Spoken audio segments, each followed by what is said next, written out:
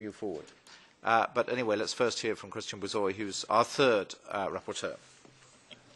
Thank you very much, Chairman. Chairman, dear colleagues, the single market is without no doubt one of our major realization, and it has also been an important economic growth driver. However, in spite of its obvious advantages, the functioning of the single market can be improved. The single market needs permanent adjustment and deepening in order to better respond to the needs of our businesses and citizens. We all agree that supporting European enterprises is essential for economic recovery and to ensure our future growth. This is why I believe that the relaunch of the single market needs to address the problems faced by enterprises in relation with the single market. This is a prerequisite for restoring their confidence in the single market and for gaining their support for it. Moreover, relaunching the single market will also be a response on the challenges that EU businesses face in a globalized economy, by contributing to their competitiveness. That's why we need to keep in mind the link between the Single Market Act and EU 2020 strategy.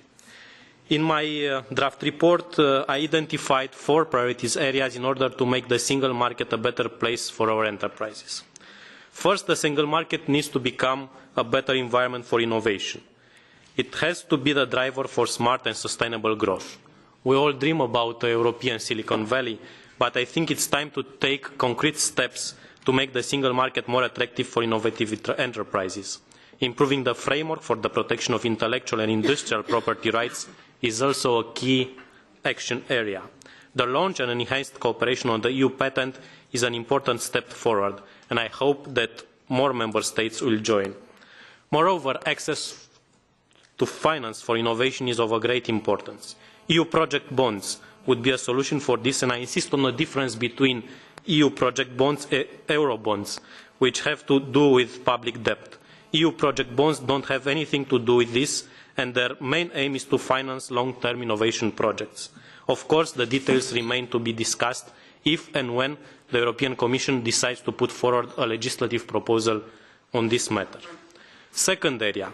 The EU needs a digital single market. Our committee discussed e-commerce on many occasions, and we all agree that promoting e-commerce is of paramount importance to enhance cross-border transactions.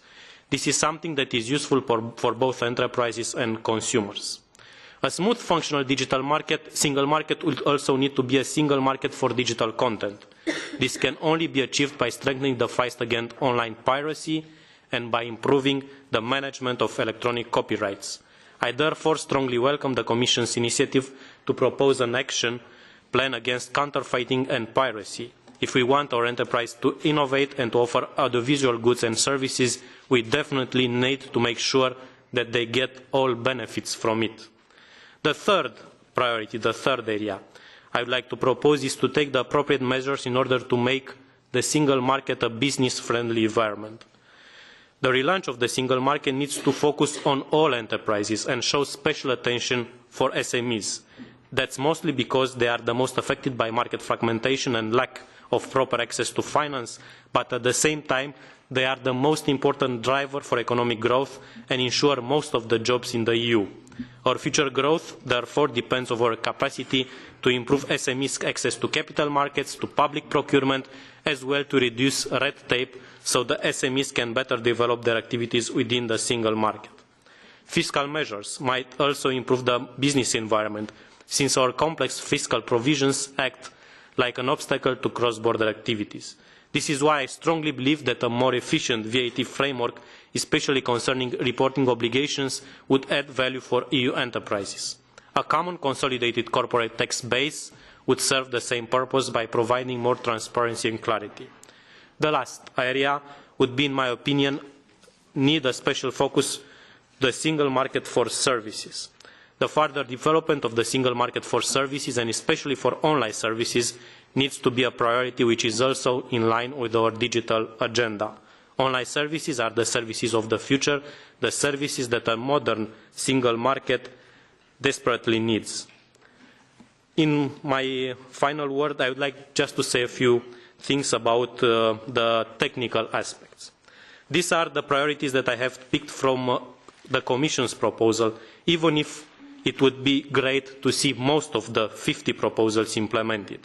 For me, the point of this report was to prioritise a set of actions from the proposed one and add some recommendations or new proposals.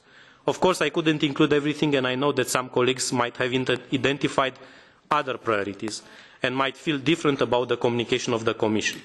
I am ready to discuss this with the shadows and other members of the committee so that we can achieve the best results and that we have the strong position that really give a new impetus to the single market. I'd like to say also a few words about the next steps.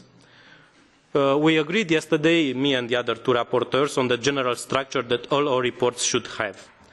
I will include by way of amendment a new section identifying the 5 most important actions out of all those mentioned in the draft report.